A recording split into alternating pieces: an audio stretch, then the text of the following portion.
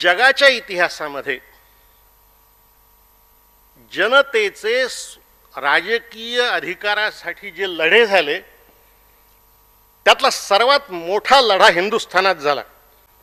गांधी जिवंत होते तोपर्यंत तर हिंदुत्ववादी संघटनांची माणसं कधी ग्रामपंचायतीत सुद्धा निवडून आली नाहीत. मार्क्स ज्ञानाचा शेवट असल्यामुळं मार्क्सच्या चौकटीत गांधी जेवढा बसतो तेवढा त्यांना मान्य आहे, त्याच्या पलीकडे मान्य नाही.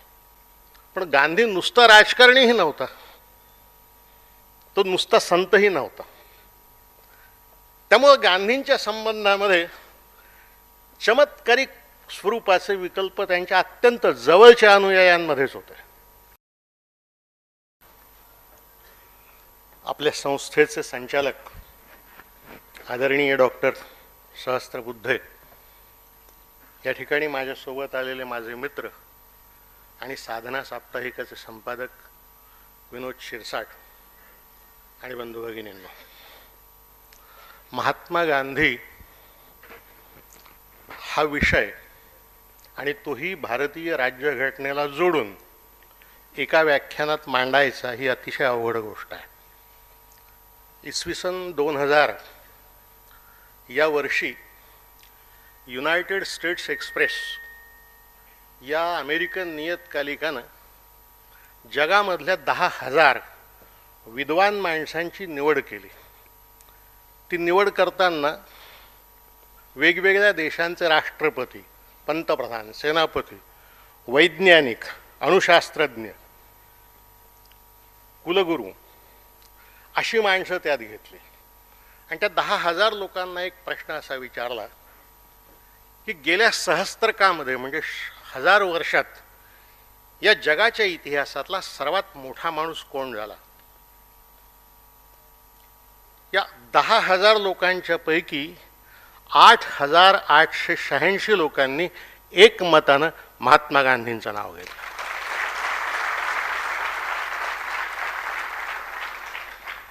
मार्क्सचं नाव 56 लोकांनी घेतलं, लेनिनचं नाव 26 जणांनी घेतलं, 53 लोकांनी चर्चिलचं नाव घेतलं आणि एवढ्या प्रचंड मोठ्या संख्येच्या या विद्वानांनी गांधींना पहिल्या क्रमांकाचा मोठा माणूस ठरवला.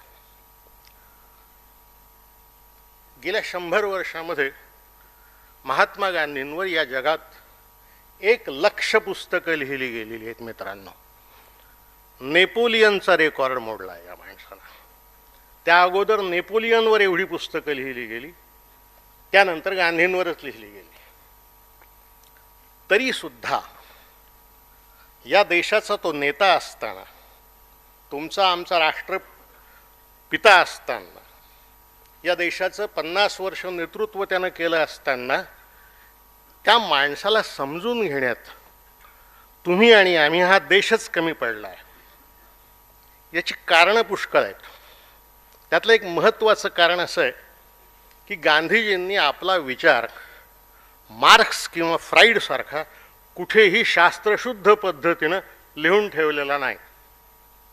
ते असं म्हणायचे की माझा विचार प्रयोगावस्थेमध्ये, आणि तो प्रयोगावस्थेमध्ये असल्यामुळं पूर्ण नाही, आणि तो पूर्ण नाही त्यामुळं तुम्ही लिहित नाही. त्यामुळं गांधींचा विचार या नावाची अंतिम गोष्ट कोणतीही नाही. सामान्यपणे आम्ही बोलत असताना असा प्रयोग करतो, गांधीवाद. गांधीवाद या नावाचा जगात कोणताही वाद नाही, हे आपण पहिल्यांदा लक्षात घेतलं पाहिजे. आणि तुम्ही विद्यार्थी असल्यामुळे आणि मी बरीच वर्ष प्राध्यापकी केली असल्यामुळे तुम्हाला एक गोष्ट सल्ला म्हणून सांगतो, जो वाद असतो तो संपलेला विचार असतो. जोवर चालू असतो तोवरच विचार ज्या ठिकाणी थांबला की तो वाद होतो. ज्याला आपण वादी म्हणतो ते विचारवंत नसतात, ते प्रचारवंत असतात. त्यामुळं गांधींच्या नावाचा अंतिम विचार नाही, अंतिम नाही म्हणून वाद नाही. रोमारोला नावाचा जो प्रसिद्ध फ्रेंच कवी झाला त्यांनी जगात पहिलं गांधींचं चरित्र लिहिलं. त्यात त्यांनी गांधीविषयी असं लिहिलं आहे की हा माणूस असा होता की जो नव्या पिढ्यांना म्हणत होता की मुलांनो या आणि माझ्या अंगावरून पुढे जा, माझ्यापाशी थांबू नका. असं म्हणणारी माणसं थांबत नाहीत, त्यांचे विचार प्रवाही असतात, ते कधीही वाद होत नाहीत. म्हणूनही गांधींचा वाद नाही, कोणताही अंतिम विचार नाही. तिसरी महत्त्वाची गोष्ट अशी की गांधींना समजून घेण्यामध्ये त्यांच्या जवळचीच माणसं फार कमी पडली. पंडित नेहरूंना आपण गांधींचे राजकीय वारसदार मानतो. पंडितजींनी गांधीजींचं वर्णन करताना असं म्हटलं आहे, गांधीजी हे एक महान राष्ट्रीय संत होते. आता संत या शब्दात गांधी मावत नाही हे नेहरूंनाही कळत होतं. वल्लभभाईंनी असं वर्णन केलं आहे की ज्याच्या हाताची बोट समाजाच्या नाडीवर आहेत असा समाज जाणून घेणारा तो जाणता राजकारणी माणूस होता. पण गांधी नुसता राजकारणीही नव्हता, तो नुसता संतही नव्हता. त्यामुळे गांधींच्या संबंधामध्ये चमत्कारिक स्वरूपाचे विकल्प त्यांच्या अत्यंत जवळच्या अनुयायांमध्येच होते. आचार्य कृपलानी नावाचे गांधीजींचे एक जवळचे शिष्य थोडेसे बोलायला चावट होते. ते एकदा असं म्हणाले की आम्ही गांधीजींचे पहिल्या क्रमांकाचे अनुयायी होतो, तेव्हा आम्ही जगात अशी फुशारकी मिरवत होतो की गांधी फक्त आम्हालाच समजला आहे आणि तो आम्हाला समजले असल्यामुळं जगाला गांधी समजून सांगण्याचा अधिकार फक्त आम्हालाच आहे. पण कधी कधी या गांधीमुळे आमची अडचण होत असे. एकदा गांधी असं म्हणाला की शेजाऱ्यावर प्रेम करा.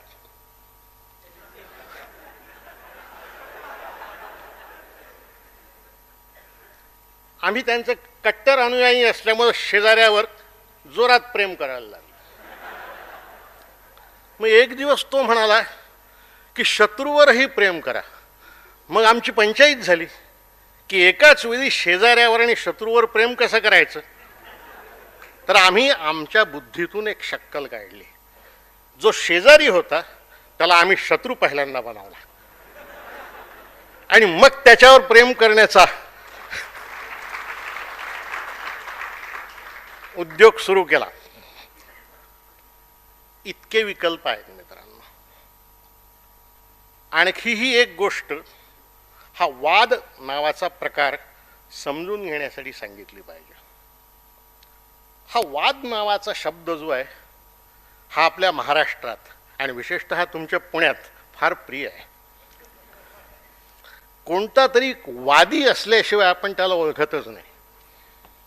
महाराष्ट्रामध्ये ज्यांना आपण विचारवंत म्हणतो ते विचारवंत चार प्रकारचे आहेत. एक मार्क्सवादी, यामध्ये समाजवादीही आले.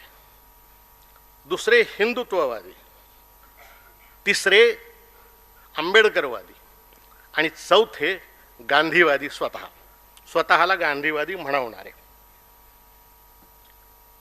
या सगळ्या वादी माणसांची अडचण अशी आहे गांधींकडे पाहण्याच्या की यांच्यापैकी पहिले तीन वादी जे आहेत ते गांधींचे विरोधक आहेत.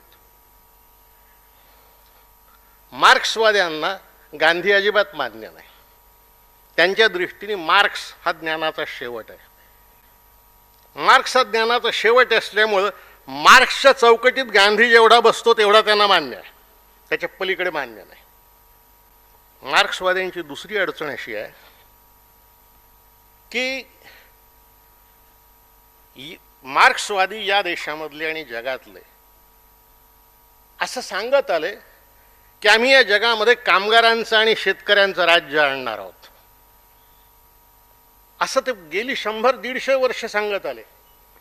पण हिंदुस्थानातला कामगार आणि शेतकरी मार्क्सवाद्यांच्या मागे गेला नाही, तो गांधीच्या मागे गेला. त्यामुळे गांधीनं मार्क्सवाद्यांचा पहिला पराभव केला आणि हा पराभूतांचा वर्ग गांधीला न्याय देऊ शकत नव्हता. तेव्हा कुठलाही मार्क्सवादी गांधीला न्याय देत नाही.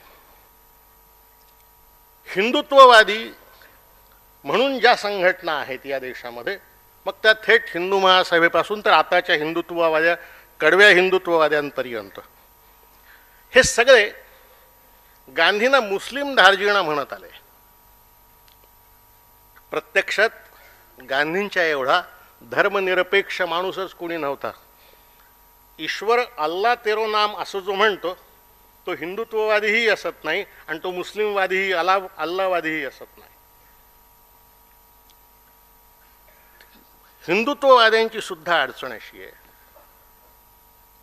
की हा देश हिंदूंचा आहे बहुसंख्य. या देशात 85% हिंदू आहेत. पण हिंदुत्ववादी पक्षांना 1967च्या पूर्वी कधीही 6% वर मते मिळाली नाहीत. मग गांधींच्या हयातीमध्ये आणि गांधींच्या हयातीनंतर 16-17 वर्ष या देशातला हिंदू समाज कोणाला मत देत होता? तो हिंदुत्ववाद्यांना मत देत नव्हता. गांधी जिवंत होते तोपर्यंत तर हिंदुत्ववादी संघटनांची माणसं कधी ग्रामपंचायतीत सुद्धा निवडून आली नाहीत. त्यामुळे हिंदुत्ववाद्यांचाही गांधीनं पराभव केला. त्यामुळे हिंदुत्ववाद्यांकडूनही गांधींना न्याय मिळण्याची शक्यता नाही. आंबेडकरवाद्यांकडूनही गांधींना न्याय मिळण्याची शक्यता नाही. याचं कारण आंबेडकर हा फार मोठा माणूस होता. तुमच्या माझ्या आयुष्याचा मार्ग प्रशस्त करणारा तो महापुरुष होता. पण तुम्ही आणि आपण इतके चांगले जातीयवादी आहोत हे कबूल केलं पाहिजे की आम्ही आंबेडकरांना आपला नेता मानलं नाही.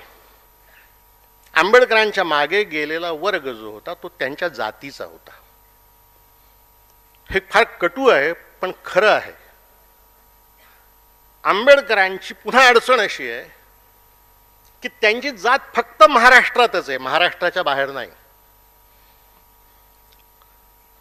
इरावती कर्व्यांची एक व्याख्या महाराष्ट्राची तुम्हाला ठाऊक असेल तर सांगतो. इरावतीबाई असं म्हणायच्या की जिथपर्यंत मराठे तिथपर्यंत महाराष्ट्र. इरावतीबाई असं म्हणायच्या जिथपर्यंत मराठे तिथपर्यंत महाराष्ट्र, जिथपर्यंत महार तिथपर्यंत महाराष्ट्र. या दोन्ही जाती महाराष्ट्राच्या बाहेर नाहीत. आणि दलित समाज तर या देशात सर्वत्र आहे. मांग, ढोर, चांभार ह्या जाती तर देशात सर्वत्र आहेत. या देशातला बाकीचा दलित कोणाच्या मागे गेला? या देशातला बाकीचा दलित पुन्हा गांधींच्याच मागे गेला. जगजीवन राम नावाचे मंत्री केंद्रात 17 वर्षपर्यंत होते. त्याचं कारण ते आहे. त्यामुळं आंबेडकरवादी विचारवंतांकडूनही गांधींना न्याय मिळण्याची शक्यता नाही. आता राहिले गांधीवादी. गांधीवाद्यांवर माझा जरा विशेष राग आहे. तो राग यासाठी आहे की गांधी खऱ्या अर्थानं समाजाला समजून सांगण्याची जबाबदारी त्यांची होती. पण गांधीवाद्यांनी गांधी खऱ्या अर्थानं समाजाला कधी समजूनच सांगितला नाही. मित्रहो, वास्तव असं आहे की जगाच्या इतिहासामध्ये जनतेचे राजकीय अधिकारासाठी जे लढे झाले त्यातला सर्वात मोठा लढा हिंदुस्थानात झाला आणि त्या जनतेच्या लढ्याचा नेता गांधी होता. गांधी हा जगाच्या इतिहासातल्या सर्वात मोठ्या लोकसंघर्षाचा नेता होता. गांधीवाद्यांनी गांधीजींच्या आयुष्यातला संघर्ष कधी लोकांसमोर मांडलाच नाही. गांधीच्या जीवनामध्ये गंमत अशी आहे की त्यांनी कधीही प्रश्नाला बगल दिली नाही. तो प्रश्नाला सामोरा गेला आणि समोरासमोर प्रश्नाचा सामना केला. संघर्ष टाळला नाही. गांधींच्या नंतर जे गांधीवादी आले त्यांनी विनोबांना गांधींचा आपला उत्तराधिकारी मानला. आणि गंमत अशी आहे की विनोबांच्या जीवनात संघर्ष नाही. विनोबा हा समन्वयाचा नेता आहे. एकदा विनोबाच्या चष्म्यातून गांधीकडे पाहायला लागलो की संघर्ष जातो आणि संघर्ष केला की गांधी पातळ दिसायला लागतो. एक उदाहरण सांगतो मी तुम्हाला. गांधीजींचे सगळे अनुयायी अत्यंत तरुण होते. वल्लभभाई जेव्हा गांधींच्या सहवासात आले तेव्हा ते 38 वर्षांचे होते. नेहरू सहवासात आले तेव्हा ते 22 वर्षाचे व्हायचे होते. मौलाना आझाद वयाच्या 23व्या वर्षी काँग्रेसचे अध्यक्ष झाले. 23व्या वर्षी असे तरुण अनुयायी होते. संघर्ष होता म्हणून तरुणाई गांधीजींकडे आकृष्ट झाली होती. संघर्ष सांगणं संपलं आणि गांधीवादाकडे तरुणांचा वर्ग गांधी विचाराकडे जाणं संपला. असा हा गांधी. हा गांधी मी मगाशी म्हणालो की या देशातल्या हिंदूंचाही नेता होता, मुसलमानांचाही नेता होता, दलितांचाही नेता होता. तो या देशातल्या तरुणांचा नेता होता, तो श्रीमंतांचा नेता होता, शेतकऱ्यांचा नेता होता, कामगारांचा नेता होता. आणि कसा नेता होता? तर त्यांनी म्हटलं लोकांना की तुम्ही तुरुंगात जा, की लोक तुरुंगात जायचे. बाहेर पडा म्हटलं की बाहेर पडायचे. एक दिवस तो म्हणाला आता तुम्ही फासावर जायला तयार व्हा, की लोक फासावर जायलाही तयार झाले 42 मध्ये. एखाद्या माणसाच्या शब्दामध्ये हे जे मंत्राचं सामर्थ्य येते, हे सामर्थ्य त्याच्या कर्तृत्वातून येत असतं. ज्या माणसाच्या शब्दामागे त्याचं आयुष्य तारण म्हणून उभं राहते, त्याच्या आयुष्यात त्याच्या शब्दाला मंत्राचं सामर्थ्य येतं. एक उदाहरण सांगून मी आपल्या विषयाकडे वेगळा वळतो पुन्हा. जालियनवाला बागेचं हत्याकांड झालं. तर 348 शीख बांधव मारले गेले आणि गांधींनी असं जाहीर केलं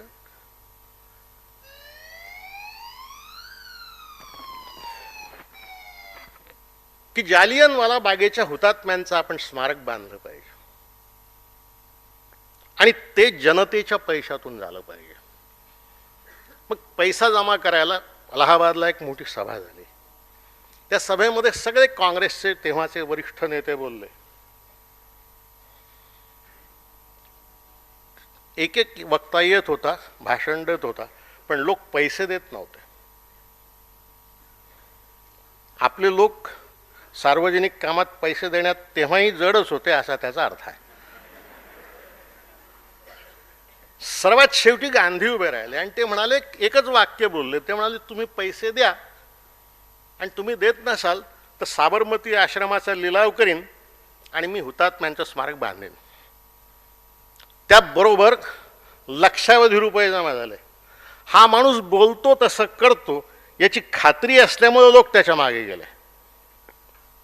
बाबा आमटे नेहमी एक वाक्य बोलतात. ते असं म्हणायचे की the people they test you before they trust you. तुमची परीक्षा घेतात आणि मग विश्वास ठेवतात. असा हा गांधी. याच्या नेतृत्वामध्ये या देशाच्या जनतेनं एक प्रचंड मोठा लोकसंग्राम, तोही शांततेच्या मार्गाने उभा केला. या ठिकाणी एका प्रश्नाचं उत्तर देऊन टाकलं पाहिजे. सामान्यपणे आपल्याकडे एक प्रश्न फार विचारला जातो, या देशाला शस्त्रानं स्वातंत्र्य मिळालं की सत्याग्रहाने मिळालं? आणि हा वाद आपण गेली 50 वर्षे या देशात चालवतो. आपण फार चर्चिल लोक आहोत. आणखी 1000 वर्षपर्यंत आपण हा वाद चालवू शकतो. काही वर्षांपूर्वी गांधी नावाचा चित्रपट निघाला. रिचर्ड ॲटनबरो हा त्याचा दिग्दर्शक होता. पनवेलला त्याचं शूटिंग सुरू होतं. त्याला मी प्रश्न विचारला. त्यांनी जे उत्तर दिलं तेवढं मी फक्त तुम्हाला सांगतो आणि मग घटना आणि गांधीकडे वळतो. मी त्याला असं विचारलं की जगामध्ये देशाच्या स्वातंत्र्यासाठी लढलेले नेते फार मोठ्या संख्येनं झाले. अमेरिकेत वॉशिंग्टन झाला, आयर्लंडमध्ये इमॉन द व्हॅलेरा झाला, रशियामध्ये लेनिन झाला, तिकडे माओ झाला. हे सगळे सोडले आणि तू गांधीवरच सिनेमा का काढला? त्यांनी जे उत्तर दिलं ते लक्षात घ्या. तो असा म्हणाला की आपल्या देशाच्या स्वातंत्र्यासाठी तलवार हाती घेणारे नेते जगातल्या प्रत्येक देशात झाले, निशस्त्रपणे लढणारा नेता फक्त तुमच्या देशात झाला.